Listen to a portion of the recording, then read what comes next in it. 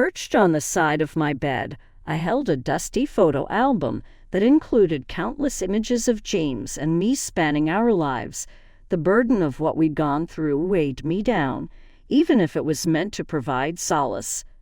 I never expected his mother, Sarah, to be our greatest obstacle when I was 28 years old. She was more than just an annoyance. She dragged our relationship down into the depths of despair, making me wonder how much longer I could take. I had been infatuated with James since we were in high school. I was immediately taken by his innocent charisma and dogged determination the instant we crossed paths. We were able to maintain a close friendship even after attending universities in different states. Sarah was always there, though, even in those early days. Prior to our formal meeting, she already had reservations about me. Her extreme possessiveness and domineering nature toward her two sons became immediately apparent to me. Nobody was good enough for her, and I was no exception.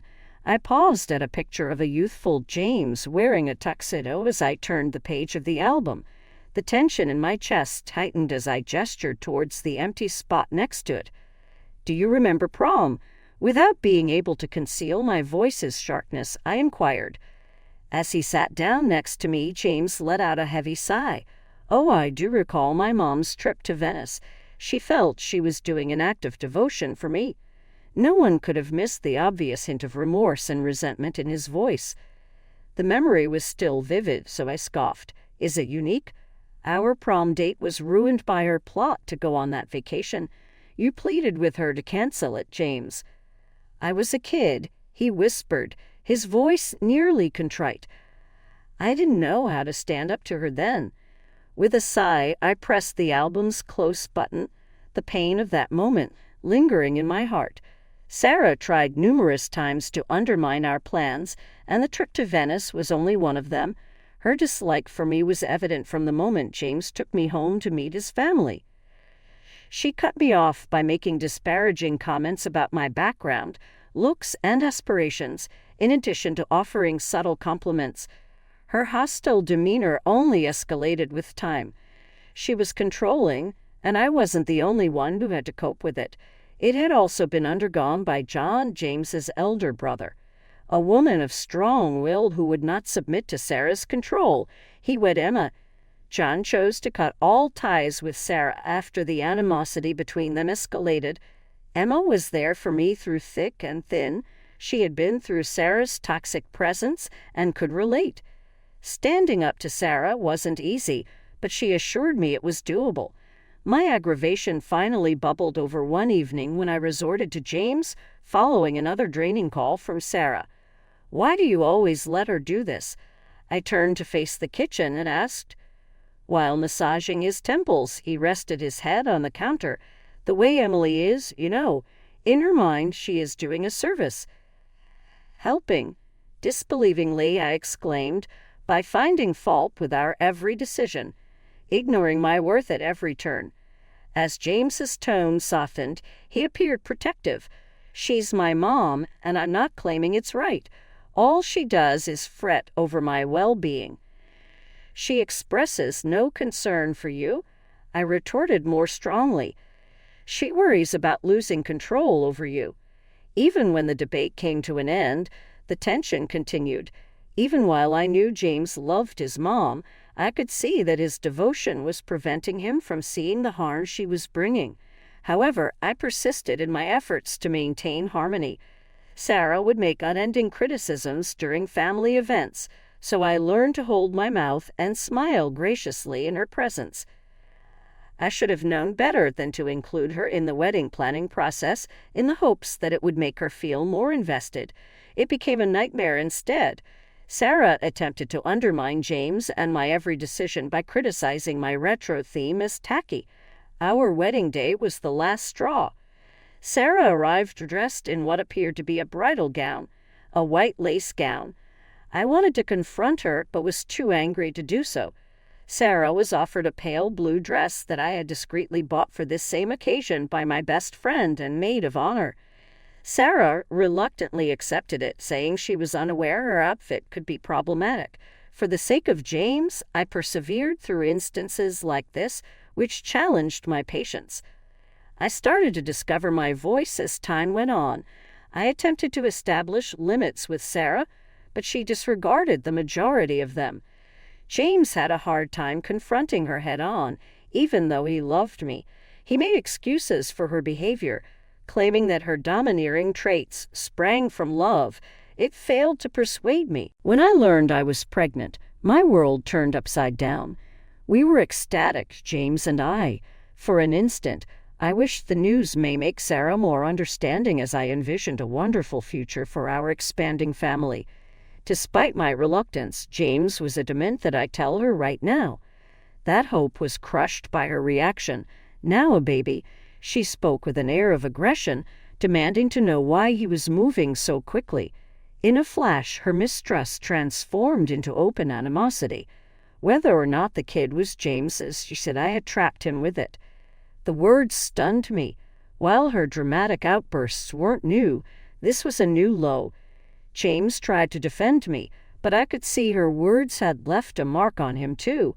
For weeks, Sarah bombarded us with calls, alternating between scathing insults and tearful pleas. I hoped she would come around, but her behavior only escalated. Then one evening, Sarah arrived at our home unannounced. She carried a bag of baby gifts and wore a smile that didn't quite reach her eyes. James seemed relieved, interpreting her gesture as a sign of acceptance. I wasn't so sure. "Emily, dear," she said sweetly, handing me a mug of tea. "I made this for you. It'll help you relax. You should be careful with all the stress. It's not good for the baby." I accepted the mug hesitantly, my instincts screaming that something wasn't right. Sarah sat across from me, her eyes watching every movement as James sipped his own tea. Max, our playful retriever, trotted into the room. As I lifted the mug to my lips, Max sniffed it curiously. Before I could react, he knocked it over, laughing at the spilled tea on the floor. "Max!" I exclaimed, pulling him away. But it was too late. For a moment, Sarah's expression faltered, her smile slipping. She quickly recovered, forcing a laugh. "Oh, silly dog." My heart raced as I cleaned up the mess, unease prickling at the back of my mind. At first, Max seemed fine, but within an hour he began showing signs of distress. He whimpered and staggered, leaving James and me no choice but to rush him to the vet. As we waited anxiously in the clinic, the vet's somber words confirmed my worst fears. "We found traces of a substance in Max's system," he explained. "It could have been ingested from something he ate or drank. He's stable for now, but this could have been serious." A chill ran down my spine. I thought about the tea, Sarah's strange behavior, and the peculiar carton I'd seen earlier in the kitchen. Could it be? When we returned home, I confronted Sarah. "What did you put in the tea?" I demanded, my voice shaking. Her face turned pale, but she quickly masked it with indignation. "How dare you accuse me of something like that?" James, standing between us, looked confused and torn. "Mom, what's going on?" I didn't back down. Max could have died, Sarah. "I want the truth." The room fell into a heavy silence, the weight of my accusation hanging in the air. "I did nothing wrong," she finally said, her voice trembling. But I wasn't convinced, and judging by James's expression, neither was he. The seeds of doubt had been planted. I couldn't shake the unease gnawing at me after Max's close call. The tea, Sarah's suspicious behavior, and the strange carton in the pantry kept replaying in my mind. I knew in my gut that it wasn't just an innocent coincidence. Sarah was lying. Even though James hadn't said much, the look in his eyes told me he was starting to believe it too. The following days were tense. Sarah's calls to James became relentless, alternating between tearful pleas and angry accusations. I could see how conflicted he was. Each conversation drained him, but he couldn't bring himself to block her entirely. Meanwhile, I felt trapped, knowing something had to be done, but lacking the proof to confront her fully. Then, a week later, while tidying up the kitchen, I noticed something tucked behind the cereal boxes. My heart skipped a beat as I pulled out a small carton. It wasn't our usual oat milk. The partially torn label revealed it wasn't milk at all. It was a liquid supplement with ingredients I didn't recognize. My hands trembled as I turned it over, trying to make sense of it. "James," I called, my voice shaking. He rushed in, concern etched across his face. "What is it?" I held up the carton. She brought this into our house." He took it from me, frowning as he examined it. "What is this?" "I don't know," I admitted, my voice barely above a whisper. "But it's not oat milk, and it's not something we would have bought." The realization hit James like a freight train. His expression darkened as he stared at the carton.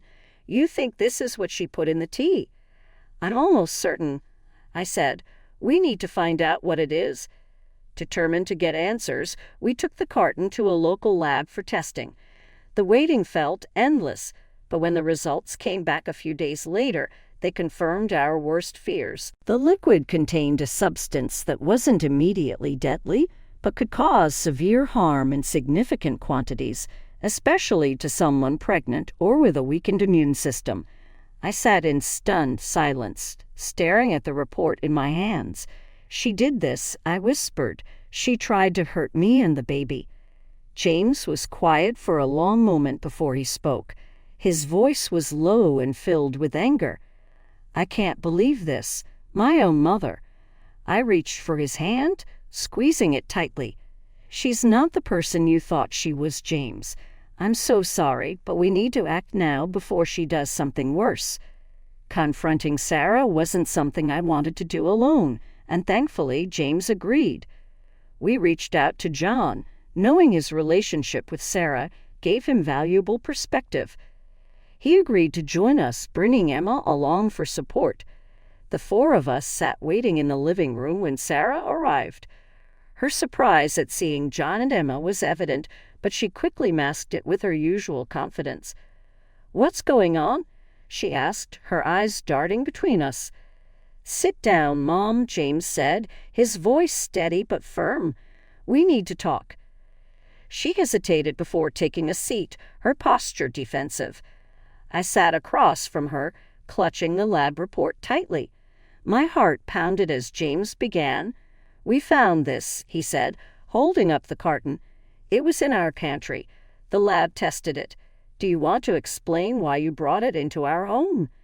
Sarah's face paled, but she quickly recovered, feigning ignorance. "I don't know what you're talking about." "Don't lie to me, Mom," James said, his voice rising. "We know what it is. We know what it could have done." For a brief moment, her facade cracked.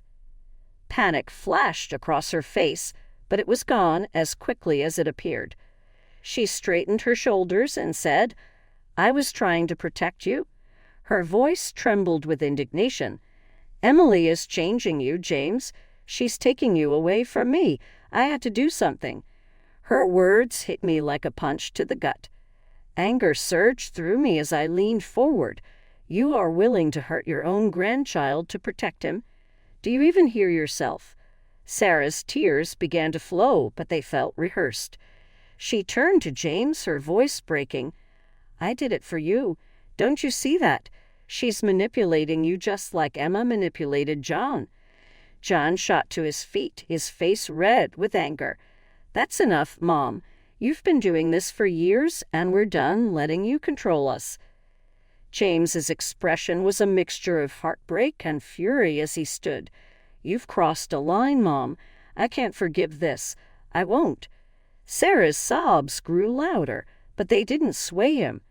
He reached for my hand, and together we left the room. As the door closed behind us, I felt a wave of relief. It wasn't over yet, but it was a start. We had taken the first step toward protecting our family and reclaiming our peace.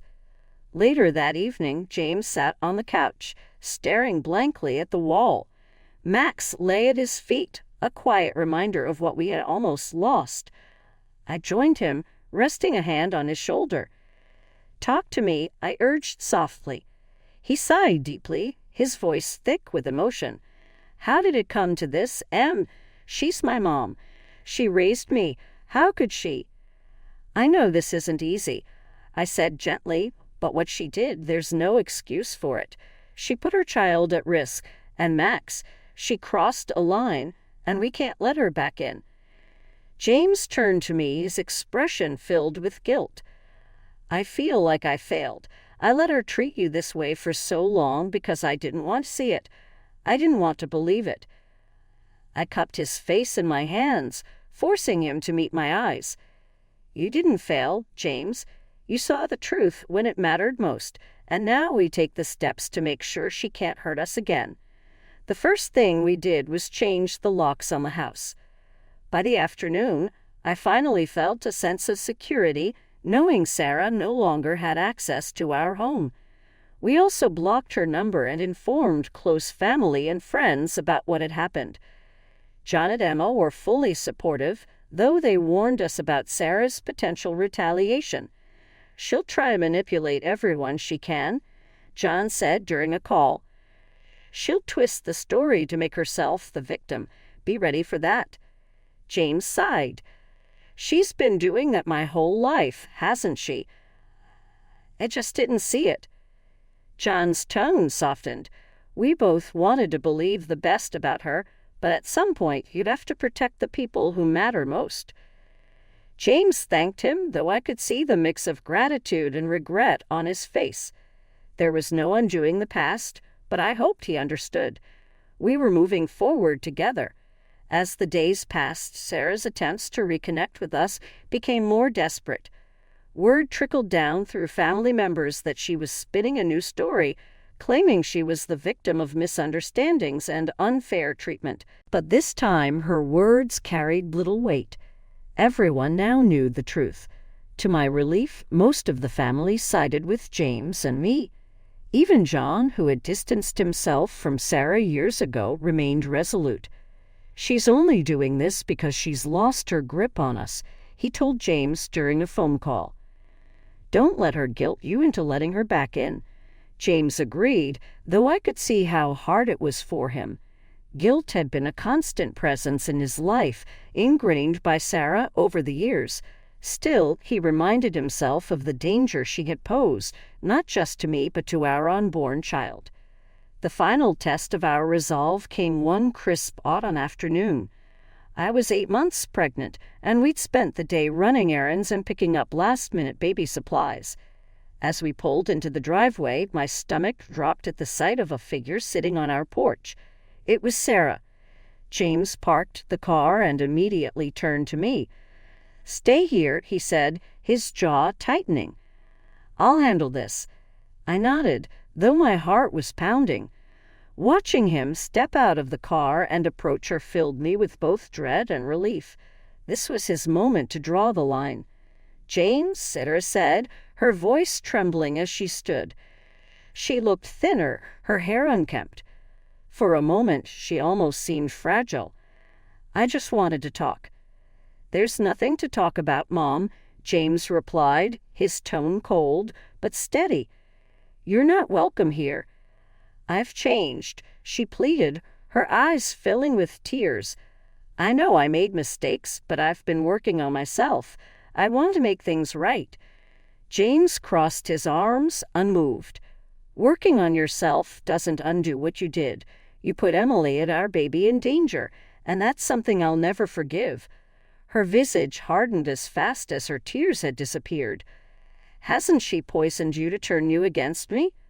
Our family has been devastated by that girl." "Stop," James shouted with increasing intensity. "Emily is unrelated to this. Your decisions and actions are the focus here. Get out of here." Yet Sarah remained motionless. "Dear James, my name is __________________________________________________________________________________________________________________ I can't be removed from your life like that. People in a family never treat each other that way." James made a firm, dismissive noise as he shook his head. "Families look out for one another. Family members do not control, manipulate, or cause harm. Get out of here. My mother." Sarah, seeing that she was failing to communicate with him, shifted her attention to the vehicle. Her gaze was fixed on mine, even though she was far away. James moved swiftly to block her way as she advanced toward the driveway. "Don't," he said, his voice measured and stern. For an instant, Sarah's expression was a blend of fury and grief as she met his gaze. And then, her shoulders sagging in defeat, she said, "You're going to regret this." And then she turned and walked away. James remained motionless, observing until she disappeared from view. I went to take his hand as he got back into the driver's seat of the automobile when he eventually came back to it. "Are you okay?" Quietly, I inquired. Despite his serious expression, he nodded. "Actually, I am. I believe this is the first time." I am, in fact. We had a feeling of tranquility that had not been felt in years during the subsequent weeks. We dove headfirst into getting ready for the baby's arrival, and Sarah stopped trying to get in touch with us.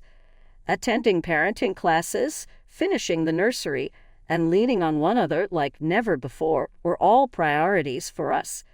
It was the most joyous occasion of our life when our daughter Lily was born. An overwhelming sense of love washed over me as I held her delicate, flawless body in my arms. As he kissed her forehead, James sat down next to me, his eyes gleaming with tears. Max, who has always been a devoted friend, would enthusiastically wag his tail any time she was in her presence, as if he could sense her unique significance. Being a parent has its own unique set of difficulties, but it has also shed light on things. Together, James and I promised Lily that we would provide her with a nurturing home, one that is no longer burdened by the poison that once hung over us. Our opportunity to create something novel had arrived, and we would not squander it. After a few months, word got around among Sarah's relatives that she had left town. The rumor mill was full of speculation that she had accepted a job at a superstore in an effort to alleviate her financial struggles. Though James was upset by the news, he had no desire to contact. The object served as a sobering reminder to him of the gravity of her choices. For my part, I felt a sense of finality. Although I made an effort to mend fences with Sarah, I eventually came to terms with the fact that some relationships are just not meant to be. James and I were starting a family, and that was my first priority right now.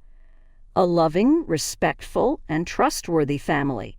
James gently took hold of my hand one night as we sat on the couch, Lily peacefully slumbering in her crib, saying, "Thank you for everything." He spoke with a soft voice and a gentle face, for being there for me even though I was a terrible person.